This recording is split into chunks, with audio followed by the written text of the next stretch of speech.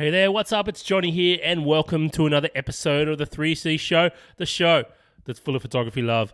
And today I'm going to be talking about how you can sharpen your images without adding noise back into them. So noise is the grain you can see. So for instance, this image I've got here from one of the awesome Team 3CX members, it's only a JPEG, I believe it is. So it's already been sharpened, it's already been processed. So there's a couple of things she wanted to know. One is, how can I add more sharpening to try and get the B sharper in this image? And honestly, we missed it with the focus on this one. The B was quicker than the camera, and you can see the focus is probably locked on here, and the B's been off that plane of focus a little bit there, and we've missed it. But we can bring him out a little bit more. We can give the B a little bit more pop, try and give him a little bit more definition without adding too much noise into this image, okay?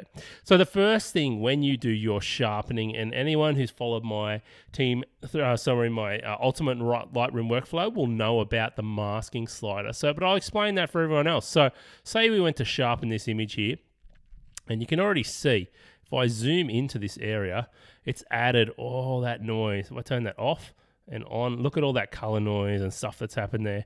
And honestly, we don't need this nice bokeh area to be sharpened, okay? So what you want to do is hold down Options on a Mac, Alt on Windows, okay? And then we're going to drag this masking slider to the right.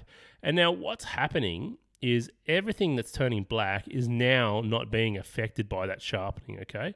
That sharpening we've added there. And everything that's white is still being affected. So that's one way to do your sharpening. And if we have a look now, look at that. If I turn that on and off, you can see that sharpening isn't even affecting that noise and adding that noise into that area at all. We're just getting nice, sharper edges along there, as you can see. So that's one way. The masking slider mask out that sharpening effect just by holding down the Options key on a Mac and Alt key, and that will reduce the noise that's been added by any sharpening, okay?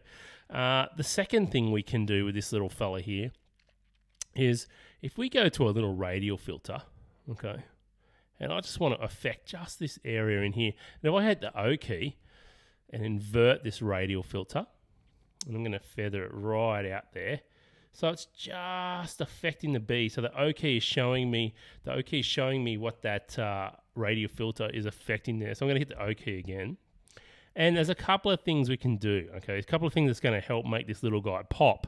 It's never going to be perfectly sharpened because we didn't get it right in camera, okay? But we can add a little bit more oomph to this area, okay? And one thing we can do is add a little bit of clarity to that area.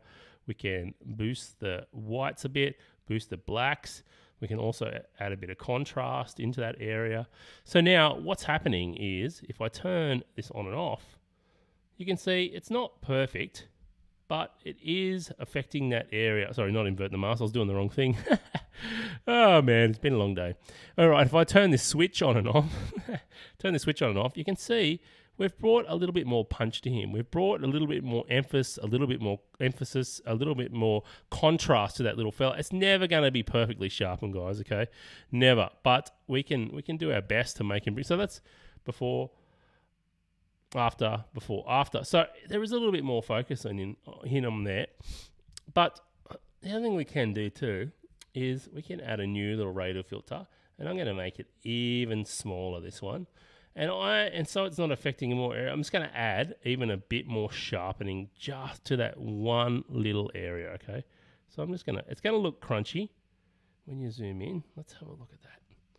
So now if we turn that, let's invert that.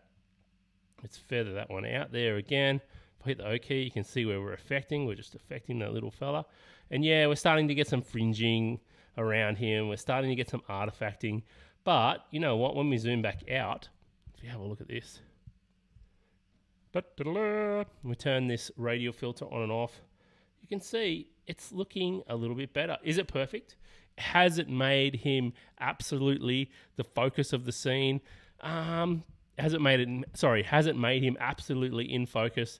No, maybe not. But I'll tell you what, he's popping out of there a hell of a lot more, and you can definitely see there's a B in there. So a couple of things. One last thing we can do, if this was a raw file, right, I could go in here and add a bigger radial filter, and we're going to invert that, and we're also going to feather it out. And I'm going to double click the effect word up here to reset all these sliders. And I'm going to open up the shadows, and I'm going to close down the highlights there just a bit. Actually, I might just a little bit, shadows a bit more, and close it down. And that's just adding a more of a spotlight effect to that area. So I'll just zoom back out there. So before, after, before, after. Is it tack sharp? No, but we've added contrast to him. We've added a bit of clarity to him. We've done some localized sharpening.